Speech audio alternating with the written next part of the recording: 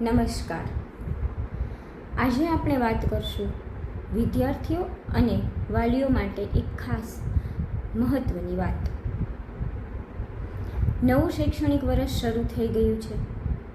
બાળકો શાળાએ આવી રહ્યા છે. નવા ઉત્સાહ અને નવા ઉમંગ સાથે નવા શિક્ષકો અને નવા મિત્રોને મળવા માટે કંઈક નવું જાણવા, કંઈક નવું શીખવા બાળકો ફરીથી થનગનાટ સાથે શાળાએ આવી ગયા છે. બાળકો શાળાએ આવે છે ત્યારે તે ઘણું બધું નવું જુએ છે. પોતાના ફ્રેન્ડ્સ પાસે ઘણી નવી વસ્તુઓ જુએ છે. આ વસ્તુઓ પોતાની પાસે કેમ નથી, પોતાને પણ ખરીદવી છે, મમ્મી પપ્પા પાસે મંગાવી છે. આવા અનેક વિચારો, આવી અનેક વાતો એના મગજમાં આવે છે. બાળક શાળાએથી ઘરે આવી અને તમારી પાસે આ વસ્તુ માટેની માંગણી કરે છે. નથી મળતી તો ક્યારેક એની માંગણી જીદમાં પરિવર્તિત થાય છે.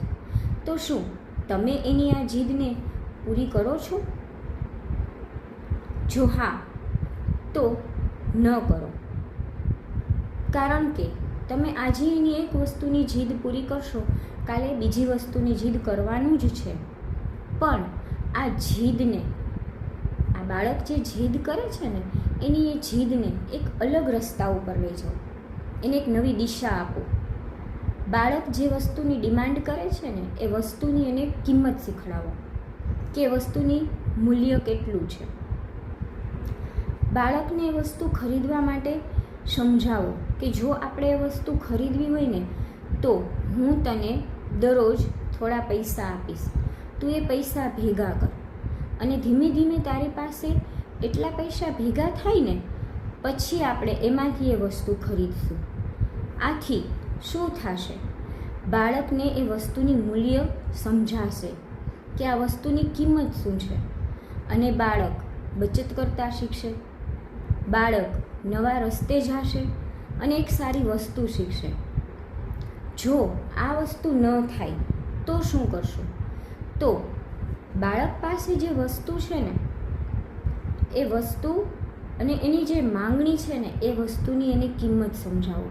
અને પછી એને એવા બાળકોને મળાવો કે જે બાળકોને ખરેખર ભણવું છે, પણ એની પાસે સામાન્ય ઉપયોગીમાં લઈ શકાય એવી વસ્તુ પણ નથી, જેમ કે કંપાસ, પેન્સિલ, ઇરેઝર, બુક. તો બાળકને સમજાવો કે જો તારી આ વસ્તુ ખરીદવા માટેની જે ડિમાન્ડ છે ને, એનાથી આપણે આ 5 બાળકોને જરૂરી વસ્તુ કે જે અભ્યાસમાં લઈ શકે એવી એને આપી શકીએ છીએ. તો જો તું આ વસ્તુની ડિમાન્ડ છોડી દે, આ વસ્તુ ખરીદવાની જીદ છોડી દે, તો આપણે એ પૈસામાંથી આ બાળકો માટે થોડી ભણવાને ઉપયોગી થાય એવી વસ્તુઓ લાવીએ. સમજાવો બાળકને, અને બાળક તૈયાર થશે. કેમ કે બાળક છે ને, એ અરીસો છે. એ જેવું જોશે ને એવું શીખશે. ખરું ને? બાળકને તમે જેવું સમજાવશો એવું સમજશે. તમે એને સારા રસ્તે લઈ જશો તો એ સારું શીખશે અને એનું અમલ પણ કરશે. થોડો સમય લાગશે, થોડી ધીરજ રાખો, પણ ખરેખર બાળક એ રસ્તે જશે અને એનું ખૂબ સારું પરિણામ પણ મળશે. બાળકને એક આદર્શ વ્યક્તિ, એક આદર્શ માનવી બનાવવા માટે શરૂઆત વાલી તરીકે તમારે જ કરવી પડશે. એક માતા પિતા તરીકે તમારે જ કરવી પડશે. તો તમને આ ઉપાય કેવો લાગ્યો?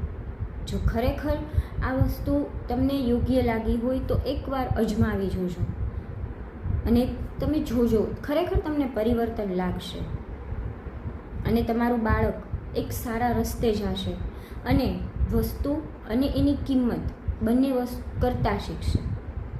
તો આશા રાખીશ કે જો આપનું બાળક પણ આવી કોઈ વસ્તુની જીદ કરતું હોય તો આ રસ્તો અપનાવી જોજો, અને પરિણામ તમે ખુદ જોજો, દેખાશે. Thank you.